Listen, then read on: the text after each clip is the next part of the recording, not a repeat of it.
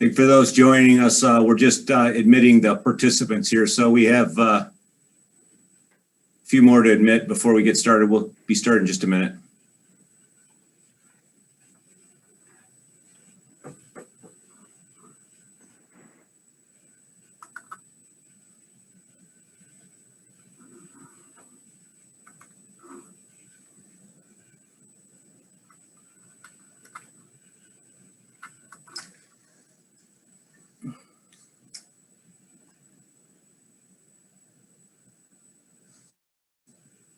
Matt, when we have everybody admitted, just let us know. We'll get started.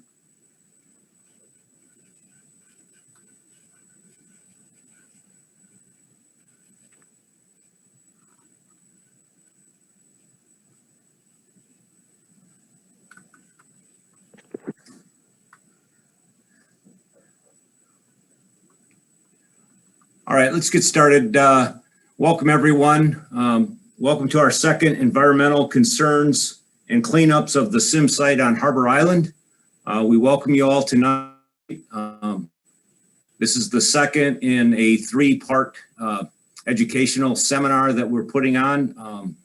The third one will be in 2 weeks, and we'll talk about that at the end. But the format that we're going to have is we have 4 panelists with us today. I'll be moderating the panel.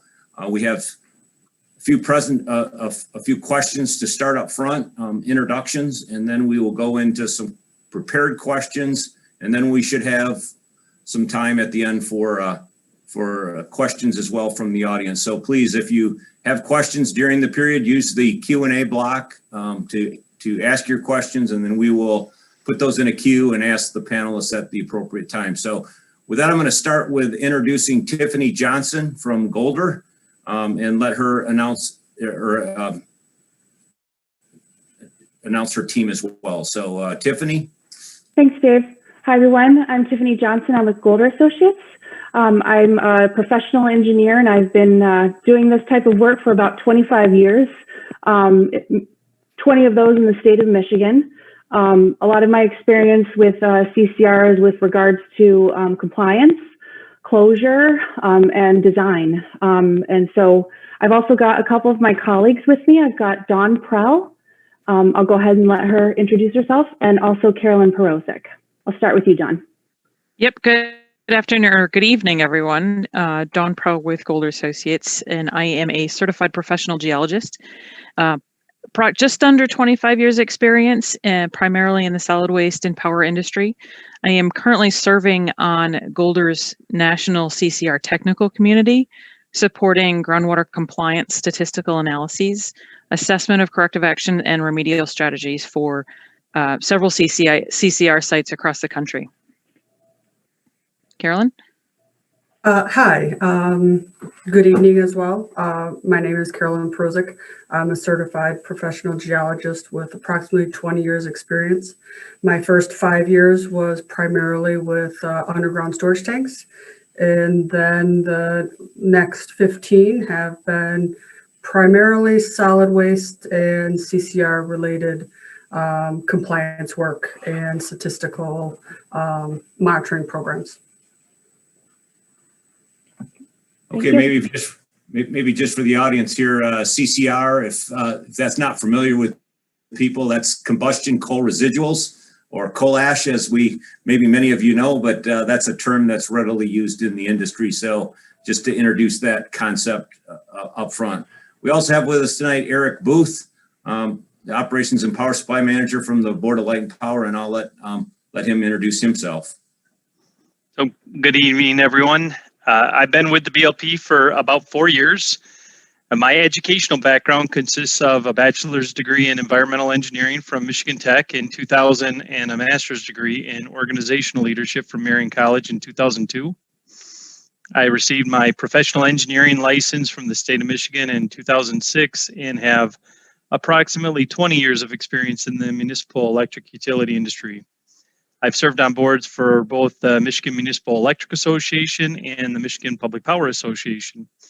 I also served on the board for the Marquette Community Federal Credit Union for 13 years, so I have a very strong financial background as well. The first 11 years of my career, I spent working as an engineer at a coal-fired power plant in Marquette, and for the past 4 years, I've been serving at Grand Haven by progressively moving us through the various challenges, some of which you'll learn tonight, associated with the closure of the Sims coal-fired power plant. Great, thanks, Eric. I'm gonna ask some questions here, some prepared questions that we have, and I'm gonna start with Eric. What's the history of the mixed use at Harbor Island? So the situation on Harbor Island is very unusual and very complex. So what do I mean by that? Harbor Island has a very interesting history to it, some of which is really well known by those that are in their 60s and are local. But for some that are younger and not from this area, this information, if it's the first time you're hearing about it, it's really better for you to see it for yourself, which is why we have some historical photos to share with you. Dave, can you go to the one picture before this, or Matt, I'm sorry. Yes, so the first picture, the first takeaway I want people to understand is the Sims plant went online in 1960. And so for the pictures that don't show the plant, and Matt, go back the other way, please. No, you're going the wrong way. The very first picture we had on the slide deck. That one right there. Yep, that's good. So any pictures that don't show the steam plant were pre-1960s, although we don't have exact dates on them. But you can see in this picture, the city used this really small peninsula that we now call Harbor Island as a coal dock for home and industrial heating in the downtown area. And so this picture is the first one that I've seen in which the area was being used as the former city dump. Now, it's hard to make out what they were putting out there from this photo. And to our knowledge, we have never come across any disposal records of what exactly was placed on the site. But being that Grand Haven was a heavily industrialized town, there are some concerns that we'll go into a little later. But one additional interesting point in this photo is that small channel off to the right-hand side of the picture that leads up into the disposal area. And you'll see the significance in the next picture. Go ahead and flip it, Matt. In this picture, you'll notice that that small channel has been completely filled in.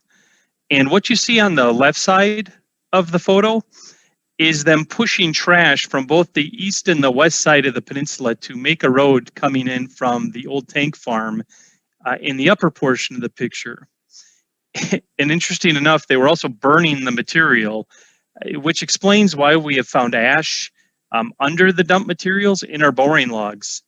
The picture also shows, it's probably the best picture we got of the old coal pile that was used for, and we're just speculating, it was used for downtown heating for residential and in commercial applications. But you can see that they did dispose of ash on the south side of the site, which are kind of those large black circular areas. Go ahead and switch to the next one, Matt, please. So this third picture now shows the first two units of the steam plant. So we know that this picture was taken sometime after 1960. However, you can still see the remnants of the old dump on the north end of the site, which is at the bottom left-hand of the corner of the picture. So I know this seems like a really odd discussion to have, but we have to keep in mind that this practice was taking place prior to any environmental laws, which were largely established in the 1970s. So in fact, their intentions when they built the steam plant were to fill in the low-lying areas of this peninsula that was turning more into an island by using ash generated from units 1 and 2. Matt, can you switch to the next picture? So this picture really highlights just how much this area was built up over time. And you can see the area just to the east of the tank farm. It's completely inundated.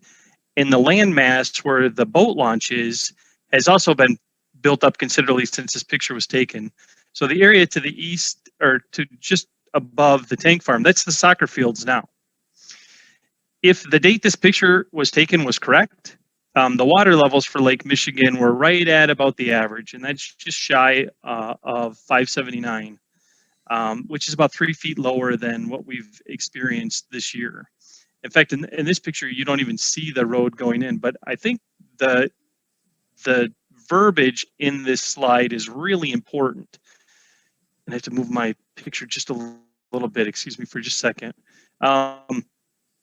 Ash fill from the steam plant will gradually eliminate the marshy areas of the island. Additional fill will be provided by the city dump, the boundaries of which can be shifted.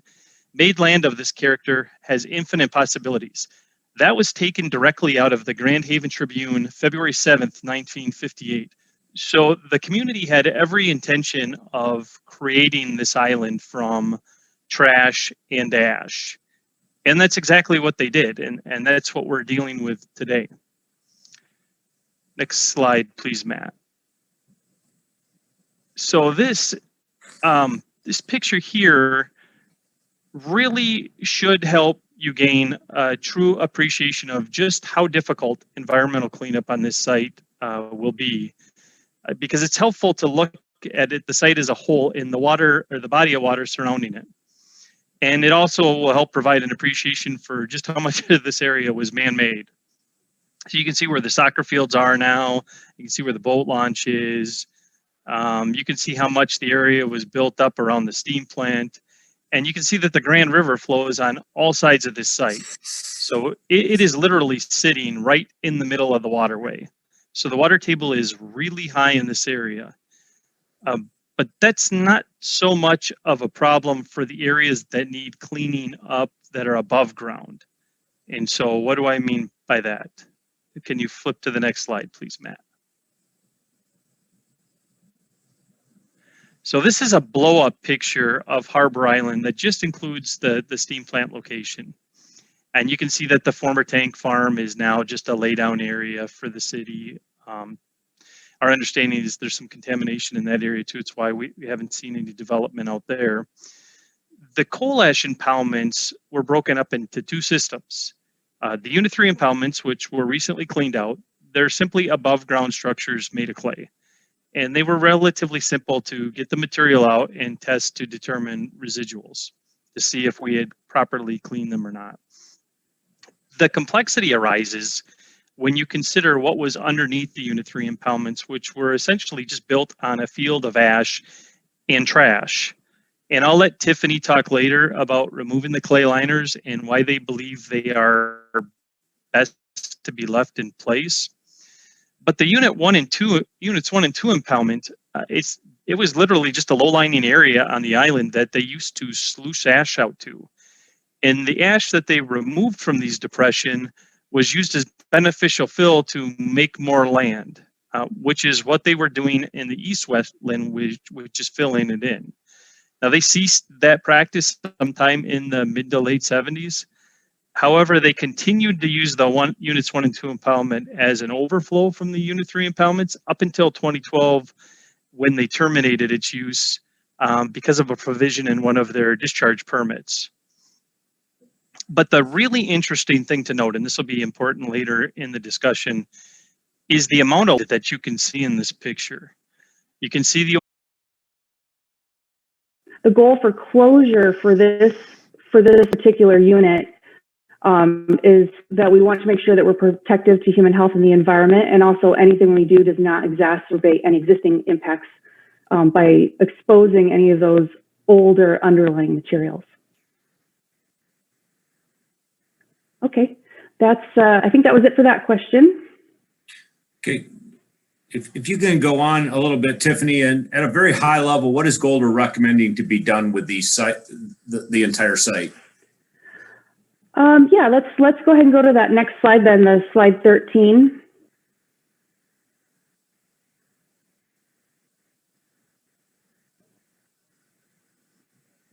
Okay, so this is a cross section that shows the general layers of materials that are present currently at the JB Sim site.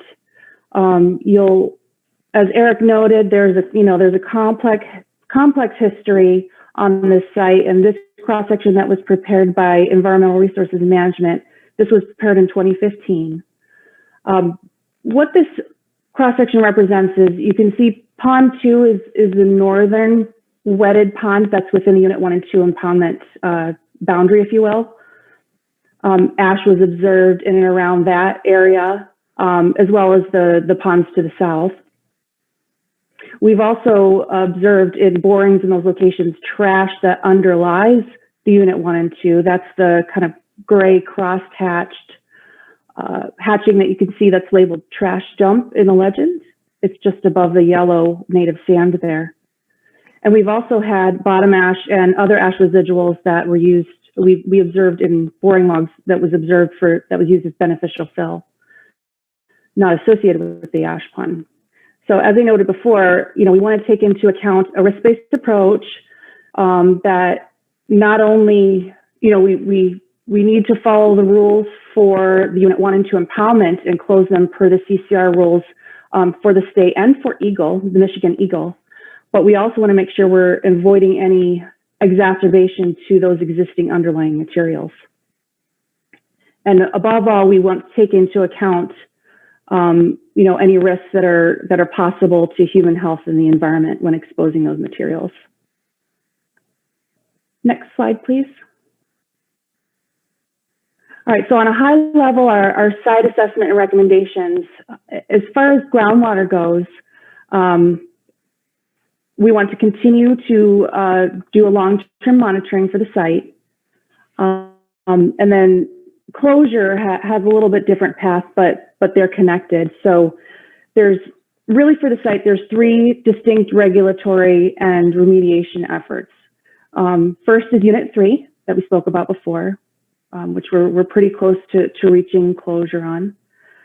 Unit 1 and 2, again, is the ash that was deposited in Unit 1 and 2 up until 2012. And then thirdly is the island fill, or what we like to call the JBSIM site. So our approach for Unit 3 was straightforward. So, CCR removal with an aggressive timeline. And we're working through some details with Eagle on that closure. Our approach for Unit 1 and 2 will likely include, obviously, continued collaboration with Eagle and EPA for not just delineation, but also closure options. And those closure options will include removal of some ash where it's safe to do so for the surrounding environment, i.e. the Grand River or the surrounding wetlands. We're looking at likely consolidation of ash into the larger boundary of Unit 1 and 2 with a possible solidification element. Then we would need to cap those areas in place where we have concerns about the surrounding environment. So whether we have a concern about flooding, geochemical changes to groundwater by disturbing the currently stable materials, and also just, plain stability of the island. The other thing we need to look at is wetland mitigation for the Unit 1 and 2 approach, and long-term monitoring. So long-term monitoring is something that will need to be considered for each of these options. Finally, our approach for the JBSIM site that is not necessarily covered under the CCR rule, which may be covered under, it will be covered under other regulations, would be to recognize that there is a groundwater to surface water interface from the site to the Grand River, it's hydraulically connected, and a mixing zone determination, which I'll describe a little bit later, is going to be a required strategy for that hydraulic connection for the site, not just the CCR units, but this whole site. Long-term monitoring, again, for a very long time, and then site restrictions for use. So, this is, i.e. like a non-residential type site restriction. So that is just a high-level view of our site assessment and recommendations. Thanks, Dave. You mentioned that what a mixing zone, and I think Dawn, maybe you can explain that to us on what exactly that means. Yeah, sure. Slide 15 will give us a visual, and I'll just go through it. High level, mixing zone is 2 parts. The mixing zone is essentially the area where groundwater beneath the site will intercept with the Grand River. So on that photo shown, it's the darker shaded brown area where you see groundwater where it would reach the Grand River.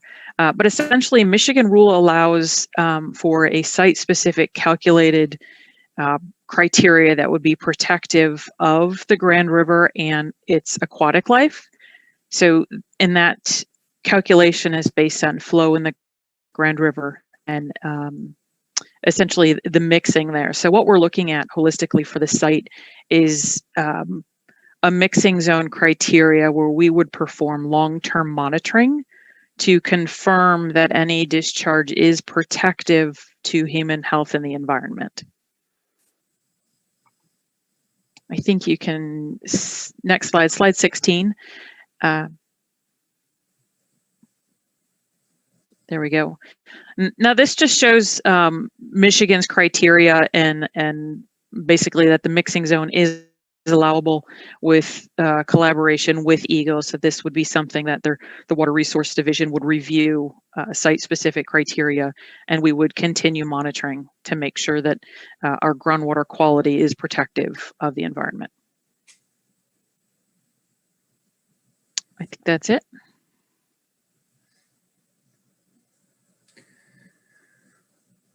Okay, I think we're nearing the end of our prepared questions. So if the audience would like to add questions to us, I have some other questions I'm going to ask here, but at this point in time, if we can start populating the questions from the audience for the panel, that would be great. In the meantime, Eric, I'm just going to ask you just a general question here, and if you want to dish off part of this to the others, that's fine too. But why would the BLP not just completely remove all of the contaminated material, and what potential risks might be involved if we tried to do that? So we have a couple concerns with that approach. One, if we impact the historical city dump while we're removing ash, it's likely possible the city is going to have to deal with the old city dump. Now, if this was tires and mattresses and clothing, I don't think we'd be concerned, but we have ran into tannery hides as we were excavating for pole installations.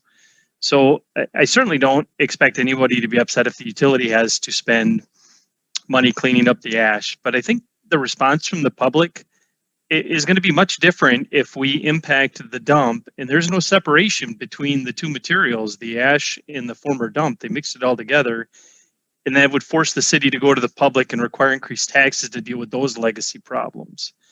The second thing is that the ash and the former dump materials have been in the ground undisturbed for 40 years. So regardless, I agree with Tiffany. She's right on. There's going to be some ash removal. We understand that, specifically from the former impoundment areas. However, if there's a way for us to stabilize the materials in place that can't be safely or effectively removed and keep the groundwater from flowing through it and restrict it much more than it is now, then we may effectively take care of multiple problems with that solution. And that strategy has a lot of appeal. And according to Golder, it's been used at multiple sites through the United States. Third, this site has decades and decades of use as a former city dump and approximately 2 decades of use from ash being used as fill. We haven't come across a scenario in which over many, many decades worth of uses can be undone and this peninsula returned back to a natural state. And additionally, we do have a real concern that it may do more harm than good. Right now, what is on the island has been underground and undisturbed for 40 years. Today, we do not have a problem in the Grand River, according to the analysis that Golder conducted in the preparation of the mixing zone. Excavating this island would require extremely intrusive measures that would result in water discharges to the Grand River. So we don't want to artificially create a problem that doesn't exist today and exacerbate the situation. We want to take care of and be responsible, But we want to be careful when we're doing that, and there's some things we're just not going to be able to undo.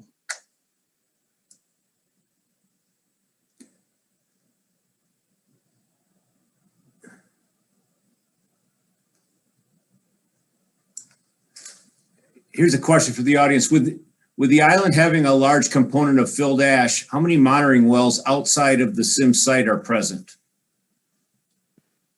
I can take that one. This is Dawn. Currently, we have 10 groundwater monitoring wells on site that we are sampling on a quarterly basis and evaluating that data and submitting those reports to Eagle. It's probably worth mentioning, Don, how many we started with and when we started with them and how much that has grown in a very short period of time. Yeah, we did start with an initial, as required by the federal rule, 4 wells surrounding just the Unit 3 impoundment, and then additional wells were added for monitoring of Unit 1 and 2 shortly after that. And then additional wells were installed at what I previously mentioned, that mixing zone area right along the edge of the Grand River to evaluate and identify protection of the environment. I think in that regard as well, I think there have been substantial monitoring over by the soccer fields and other areas, but that's not part of our evaluation, correct? Correct. Another question here. It asks about the potential construction of the BLP building on site, and I guess it could be broader than that. Is what? How might any construction of any facilities on the site affect the environmental conditions of the island? I think the question gets to whether we can build on it or whether it may be best to just leave it entirely undeveloped, and what restrictions potentially might be placed on development. So we haven't gotten into detailed discussions with Eagle on this yet, but they have informed us that there will be restrictions placed on this site from the fact that they understand that a significant amount of ash and trash is going to maintain on the property. And I know there's a strong desire to turn this property over for public use. And Dave, if you want, we can talk about that, the plans for that now, if that makes sense. We do have a question, on how we may divide up the site and make a portion of the site less developed and another portion of the site more developed. Maybe that is an appropriate question to get into that, Eric, if you'd like to talk, expand on that a bit. So from the beginning of this process, we have had significant public input, and I'm talking all the way back to 2018. And just give me a couple seconds to go into this, and I'll get into how we're dealing with the southern portion of the site. And the stakeholders that have provided us input are vastly different in their wants, needs, and desires. And we have stakeholders that want local control of some generation. We have some that want the island turned back over to public use. And we have others that want us to protect the sustainability of the downtown snowmelt system. We have others that may only be concerned with rates. And we have people that want us to adopt local renewables and emerging technologies such as battery storage. However, in the southern portion of the site that we're planning to return to a more wetland state and open it back up to the public, it shows that we are listening to what the individual stakeholders are saying. But there's not really going to be a scenario where one group of stakeholders gets everything they want. We're trying to balance our approach out. So let's talk about the south side of the site. The former coal yard is a fairly good area. It's fairly large. It's approximately 9 acres. And when we essentially, we're going to destroy units 1 and 2 impoundment, which since their abandonment have turned into wetlands. And so when we impact them, we will be forced to mitigate that lost acreage. Those are the rules. We believe that is best done on this site so that our community can benefit from the dollars we will spend to mitigate wetlands. So therefore, we're planning on turning the former coal yard into an extension of linear park with 2 fairly good-sized wetland ponds. It's going to take us a lot of years to get the site fully redeveloped, but I think the southern portion of the site is really going to be widely valued by the community. The wildlife on Harbor Island is spectacular, and I'm speaking from experience from working at the former steam plant, which took up the entire site. With our new plans that are trying to balance all these individual stakeholders' desires and wants, the small footprint that the electric utility is going to need, I think the community is really going to enjoy what they're going to get on this southern portion of the site when it's completed. I think what the policy discussion that's got to happen at the board and the council level here shortly is all of the material on the island is not going to be able to get removed, ash and dump material. And so we are, as a community, going to be accepting restrictive uses for future development opportunities. That's the approach that we are working towards. It's low risk for the environment by performing work that is low impact as best as possible. But it took the community many decades to make this island from trash and ash. We are not going to be able to completely undo that. Eric, we do have a question about the timing. How many years before anything can be done on this site? Maybe you can go through the kind of the time frame of when demolition is going to be complete, when we think remedial activities will be started, more remedial activities will be started, potentially when construction can begin on any portion of the site, those types of questions. So demolition is scheduled to be completed in June. And that's a target that they're going to hit. They're well ahead of schedule. That project's really going decently. On the cleanup of the site, so let's break it up into 2 sections. Let's break it up into the former coal yard, which was the 9 acres I was talking about. Our intent, we've done about maybe 30 to 40% of the work with our own staff and our own equipment because we can. We used to move mountains of dirt out there. It's not that hard to clean up the area, but we're starting to get into some really wet clay materials and we don't have track equipment. So I think the former coal yard is going to take us the bulk of 2021 to get cleaned up. And I think going through the analysis, installing additional monitoring wells and coming up with a solid game plan to clean up the units 1 and 2 impoundment will likely take up the bulk of 2021. And our hope, obviously, would be that we could conduct some removal activities, some stabilization activities in 2022. For the construction of any new development, the new facility, the new CHP plant, that's really not going to impact us at all. The way we've structured this, and we said it from day one, is we want to be able to use the existing footprint of the existing facility to minimize the cost of the project. And it looks as if we're going to be able to achieve that. So we're going to be placing the new facilities exactly on the footprint of the former Sims plant. We're going to be able to reuse those pilings. So it's not going to slow that development up at all. But that's the timeline that we're looking at right now. Okay, we do have, I know there's varying regulatory orders and legislative acts that we're trying to follow, and they differently apply to different portions of the site. Tiffany, maybe I don't want to reword this question too much, but can you kind of share with us the various elements of regulation that we're dealing with and that apply to different portions of the site? You talked about the impoundments, the regulation on the impoundments, but maybe a little bit more onto any regulatory rules and regulations that might apply to other portions of the site. Yeah, I'd be happy to take that one. So just to quickly reiterate those, so the unit 1 and 2 impoundment and unit 3 impoundments are all regulated under both the federal CCR rule, coal combustion residuals rule, and also under the Michigan solid waste rule. So we're working through the appropriate timelines and requirements with both of those agencies.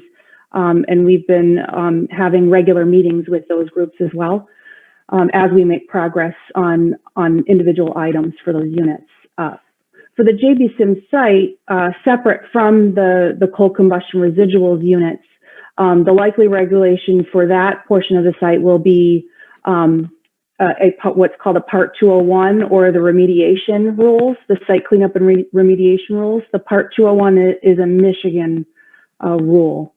Also the coal yard, as Eric was talking about before, that is regulated under Part 115, which is the Michigan solid waste rules. Is it likely at some point in time that all of these regulations will be kind of rolled into some sort of agreed upon consent order? And if that's a possibility, maybe you can explain that to the people on the call as well.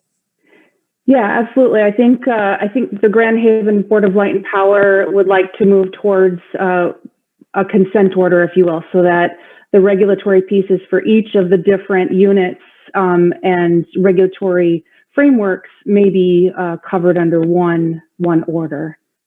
I should mention too that the site would also be regulated under Part 31 because there's lots of wetlands on site as well. We do have a question here about discharge permits. Eric, I know we filed for a discharge permit. Maybe you could, apparently someone has seen that permit application. Can you talk to that as well? So initially, when we were going to try to clean out the units 1 and 2 impoundments in 2020, we had submitted an application for a wetland permit, and it would have allowed us to discharge through what would have been our existing Unit 3 impoundments at the time. However, with the island flooding, we did not have adequate capacity to discharge that much water through our what was our existing pumping system. And it would have required us to submit a new permit application, a new discharge permit application. And at the time that we were trying to start that work, we got notification from Eagle that EPA was looking to expand the scope, the size of the area that would have to be removed. Without knowing what they were considering, it's really hard to develop a strategy forward. So we spent the better part of 2020 going through, I won't say similar presentations because they certainly were much more technical in nature and not so much high level, but bringing EPA up to speed on what we've done at the site, what we have on the site, the complex history of the site, and actually that picture you just had up, Matt, was a perfect picture, and the recent flooding of the site. So we're at, Matt, can you put that picture back up, please? That actually really helps with what I was going into. So if you take yourself back to the one aerial photo I showed you that was kind of blown up of the sim site, you saw a lot more land than what you see in this picture. Now you can clearly see that the SIMS plan is well outside of the floodwaters, but everything around it is not. And considering that the units 1 and 2 are just depressions in the ground, these immaculately high water tables that we're experiencing, these record high water tables, drastically impact our ability to go in and mitigate the site. And so we said, okay, let's get the scope defined first. Let's work with EPA to get the true nature of what they want removed done. And so we can get on the same page and develop a plan of attack from there. And we just reached, EPA just provided us that information in January of this year. And, I think the one thing that's had the largest impact in helping us move forward is that the EPA recently established a technical work group in January between EPA, Eagle, Golder, and the BLP. Because as Tiffany said, Eagle has its own set of rules.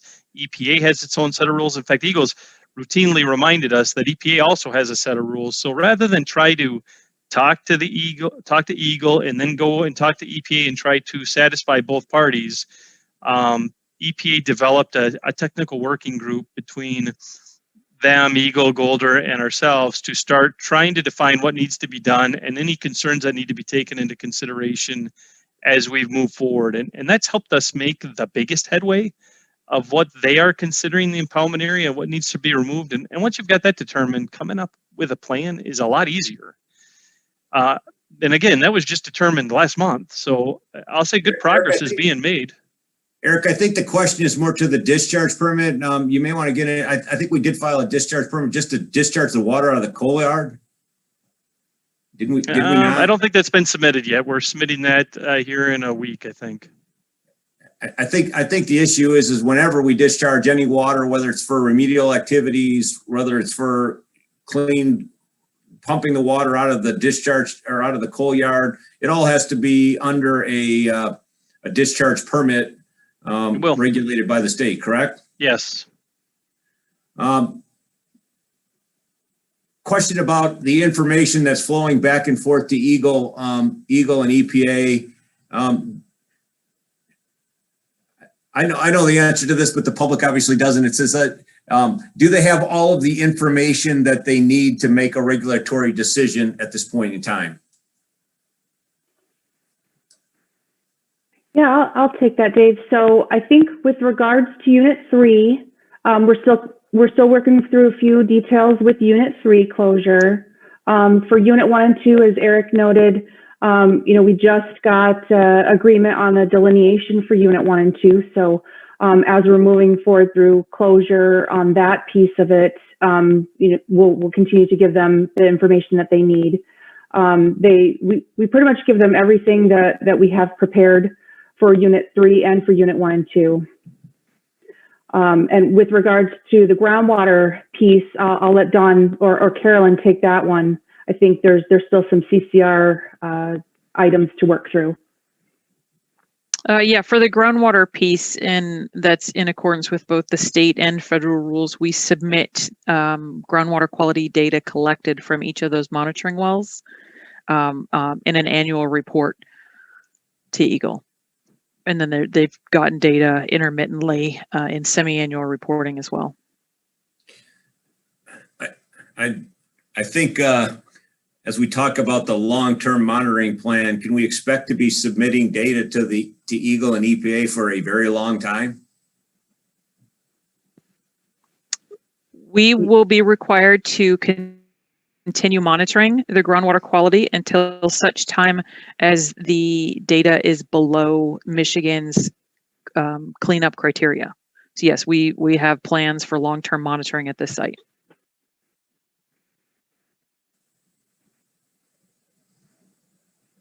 A question about some of the development.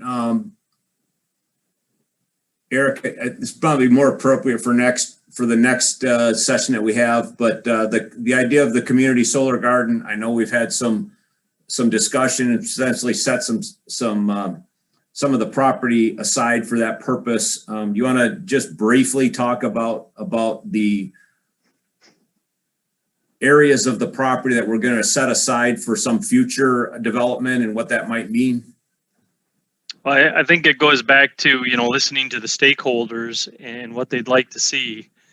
And so there has been a desire for our stakeholders to want us to move towards some local renewable. And so a typical municipal approach is to develop a community solar garden. We thought the areas over these old ash and trash fill areas would be very good to develop a community solar garden, and let's monitor the data and let's see how it turns out. And I think it will be wildly successful down here. We did it in Marquette and it was wildly successful up there, and we get less sun.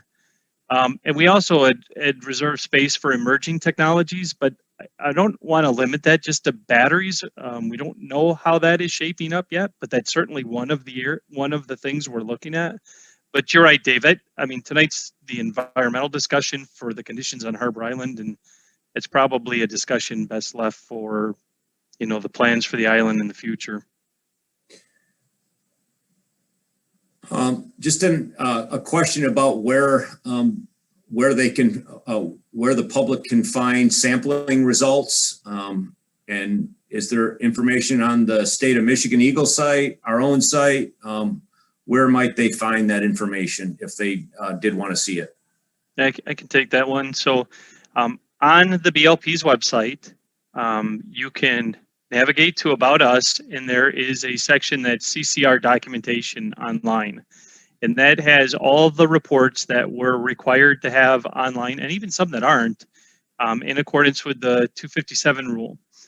But last October or November, I don't remember the exact month, and Tiffany and Don could correct me, but what we asked Golder to do, because there is a ton of information online, and the sampling program that we conducted on the surrounding waterways last summer, that wasn't a regulatory requirement. That was something that we felt we needed, knowing that we're not going to be able to remove all these materials. We had them package everything up and provide a 4-page summary basically for the public to explain what the conditions are on Harbor Island and what do the results tell Golder and how is that driving their decision. So that's probably the best document to go to get all the information you need, and in a very simple, easy to understand 4-page letter, learn what Golder has learned about the site in the last 3.5 years as they started monitoring, how things have changed, where we have exceedances and what we plan on doing about it. It's a long document because there's a lot of tables and charts in there, but the text is only about 4 pages, so it's not as bad as going through some of the other much more lengthy reports that are on the website. But yes, I mean, there's on our website, there's a ton of information. That's in the CCR portion of our own website. Correct. Yeah, there's no shortage of information out there on our website. There's a ton. What about accessing information that we filed with the Eagle? Do they have a database as well where our filings there can be viewed on the Eagle site or no? I'm not sure. I don't know. Eagle doesn't currently have a virtual file cabinet, Okay. but the information is available through their commission or anything like that they can Right. see the filings. Okay. well, there's a Freedom of Information Act that you can request the data. All right. Let's talk a little bit about. Everyone knows that our water plant takes our drinking water from the mouth of the Grand River, and I know this is one of the questions that the mayor has raised concerns about publicly, and others in city administration about disturbing potential contamination. That contamination goes down the river and threatens our public drinking water supply. Eric, you want to start with that question and what we're concerned with there and how that might drive some of our decision making? Well, so that's one of the main reasons we did the sampling program last summer. We looked to see what data was available from previous environmental records, and it's not something that they had done at the steam plant in the past. We talked to Golder about it. I came up with a pretty rigorous testing program. I mean, previously we tested the CCR wells, the interior wells, semi-annually, I believe it was, and then we moved to quarterly. Well, this past summer we did twice weekly for, I think, about 3 months to determine whether we did have an issue of contamination in the surrounding waterways. Now, we have been in contact with Northwest Ottawa treatment plant, and we have shared our information with the city, but that was a concern for us as well, because we just didn't have any data to prove whether there was an issue or not. Thankfully, the results came back really good, and that's what's driving Golder down this path of developing a mixing zone. But I think the key thing going forward is knowing that we're not going to be able to remove all this material is to continue some monitoring program that ensures that status is maintained. Tiffany, I don't know if you want to add anything to that. Yeah, I'll let Don and Carolyn jump in too, but absolutely, as part of our closure strategy, we do think that capping some of the ash in place that will likely be stabilized, we need to have a long-term system in place for those areas. Certainly, it's something that we're looking at with the closure options of moving that ash and trying to dig it out will remobilize some contaminants that have been stable for quite some time. So that's certainly a concern of ours that we're looking at with the closure options. Hey, Dave, just to go back to the previous, and this actually ties into this question. If you really want to know what the results were to the surrounding waterways, the report to look at is titled on our CCR website. It's called Golder Submittal to GHBLP Data Summary through October 2020. If you're really interested and you go to that letter that is attached to all that data will really provide a good technical overview of all the results that we have gained to date and what it's telling Golder. And we have a question here on the kind of specific contaminants that are leaching. I'm assuming leaching into the groundwater and into the river. That document would highlight what the findings are to date in that regard. Yeah, I'll let Don and Carolyn answer that. Yes, those details are in that report. I couldn't tell you off the top of my head a list of constituents with the number of sites that I'm working on. But yes, that document will have the list of contaminants that are of concern out here. And then in addition, the annual report does also have the 4th quarterly sampling event with it as well. We do have a question here about floodplain and then the various plans. I think maybe we do have an answer about the floodplain on our website, but I believe these development questions are better answered on our next presentation. We're not really talking about those things tonight. So again, we will be talking about the floodplain issue and the exact development plans and the timing of those at our next event. I think we have gotten through all of the public questions that I have written down here specifically. If there's any more questions, feel free to put those in. I guess maybe with that, we have about 4 minutes left. Tiffany and Eric, if you just want to have a final comment, or Carolyn or Dawn, if you do as well, we do have a couple minutes just to wrap things up. And if you felt you didn't answer a question quite completely or want to add anything, we do have a couple minutes to, and Eric, I'll just start with you if you want to bring us home here in the last couple minutes and just kind of close down your discussion. So I'll leave with 2 thoughts. One, there is another site that's close to us that's going through similar conditions, although the site's not really exactly the same as ours. And that's the BC Cobb site to the north of us. But regardless, we have started discussions with the contractor up there, and we are watching very closely how that process is going and what they're doing, what's working well and what's not, to help us gain a better understanding of what we can do at the sim site. So that may be helpful going forward, although they don't have the complexities of being in the river like we are and having a former dump underneath us. But keep in mind, BC Cobb retired in 2016, and they just started up their cleanup efforts last year.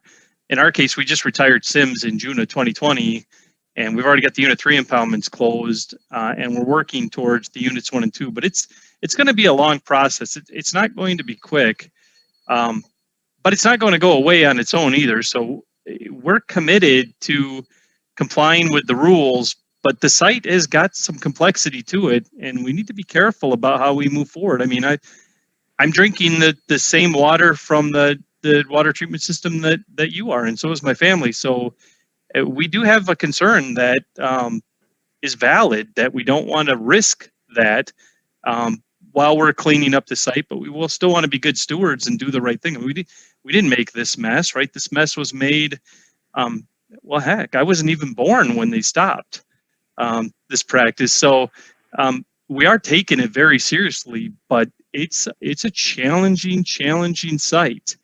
And it's going to take a lot of work to get this thing done right. Thanks, Eric. But we're committed to it. Thanks, Eric. Yep. Tiffany, just some closing words, thoughts? Yeah, just to put an exclamation point on what Eric just said, you know, Golder is a national firm and we have about 107, currently 107 different coal combustion residuals projects for 28 different utilities in 19 states. And JB Sims is unlike any of those other sites. The complex nature of the historical uses and the variety of different regulatory frameworks that we need to work with and make it a difficult site. So, you know we have a challenging road ahead of us, but you know we're going to work towards that and work with the EPA and Eagle and work with Grand Haven to make progress on the site.